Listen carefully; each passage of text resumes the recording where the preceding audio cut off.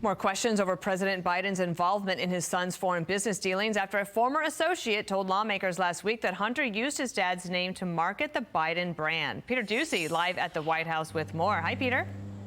And Dana, there's something else, a report of a dinner between President Biden and some of these overseas business partners of Hunter Biden. Here's a big question, though. If President Biden, then Vice President Biden, had dinner with a Burisma executive while he was VP, then why was he trying to make it sound like he didn't know about Burisma until after he left?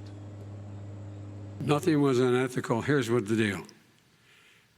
With regard to Ukraine, we had this whole question about whether or not, because he was on the board, I later learned of a Burisma.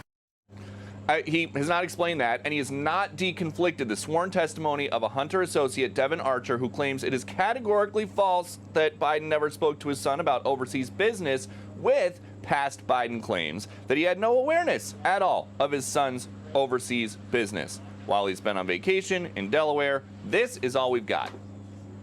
Will you talk to us on your way back, Mr. President? Probably not.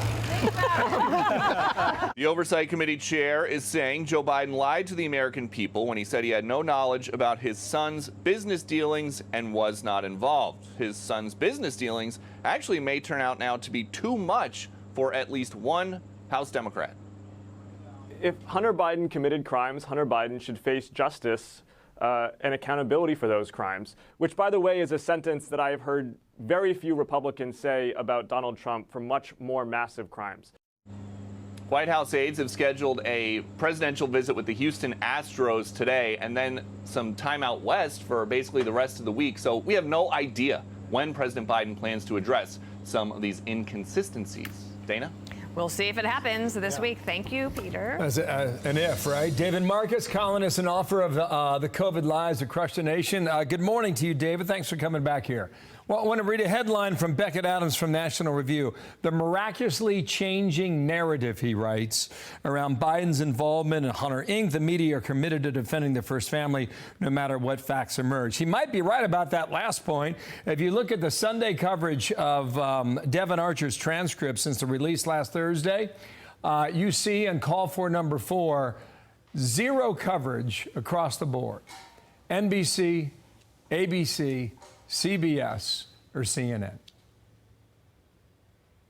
Good morning, Bill. It's incredible. NASA doesn't have a telescope that can find how far the Democrats have moved the goalposts on this story. Now, we're expected to believe that Joe Biden had no idea that all these phone calls, all these dinners with his son's business associates were being used to show access and then sell influence. We're supposed to believe he had no idea that there were 12 shell companies that were accepting foreign money and distributing them, not to 1, not to 2, but to 9 of his family members. We're expected to believe that he had no idea that his son was texting Chinese executives, threatening them and saying, I'm here with my father and we want answers. Listen, Joe Biden has spent more time in Washington, D.C. than the Lincoln Memorial. He knows the score. The idea that all of this was happening and he was in the dark, it's absurd, and it's frankly insulting to even suggest. And granite, apparently. Here is a quote. I don't know if this makes Democrats feel better or not, but Representative Goldman, the Democrat from Manhattan, was in the meeting. Is it fair to say that Hunter Biden, number 5, guys, is it fair to say that Hunter Biden was selling the illusion of access to his father? That was the question in the transcript. And then Devin Archer said, yes. And then a bit later, Archer said, I think Burisma would have gone out of business if it didn't have the brand attached to it. That's my only honest opinion, because people would be intimidated and mess with them legally. I tell you what, if you're a viewer, check out the transcript that was released last week. I mean, this is an endlessly fascinating interview that they conducted, sir. Yes, and there's no question left as to whether Joe Biden was involved in Hunter Biden's scheme to sell influence. Joe Biden was absolutely involved.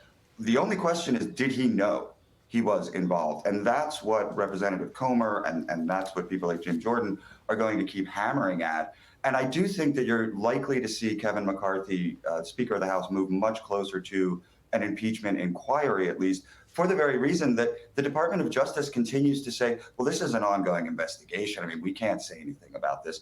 These eggs are cracking, and there's really nothing that the Biden administration can do to stop it. Well, we'll see what happens when they come back to work in September. David Marcus, good to have you on today. Thanks for coming back, and we'll speak again. Thank you. I'm Steve Doocy. I'm Brian Kilmeade. And I'm Ainsley Earhart. And click here to subscribe to the Fox News YouTube page to catch our hottest interviews and most compelling analysis.